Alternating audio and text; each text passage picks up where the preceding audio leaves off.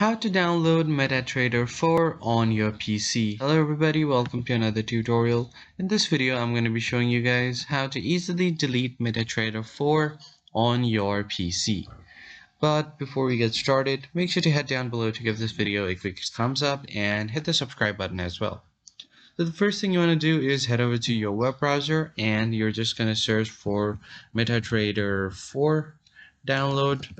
And once you do that, you will see this link right here, download MetaTrader 4 for PC.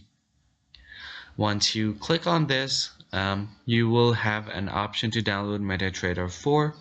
So go ahead and scroll down and here you will see download MetaTrader 4 for Windows. Click on it. And as you can see, the download process has started right here.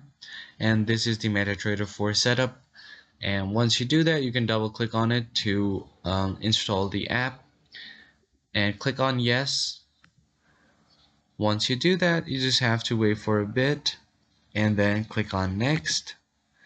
And once you do that, you just have to wait for it to complete the download process. So while this is happening, make sure to head down below to give this video a quick thumbs up and subscribe to our channel as well. So as you can see here, the meta editor has been downloaded to my PC.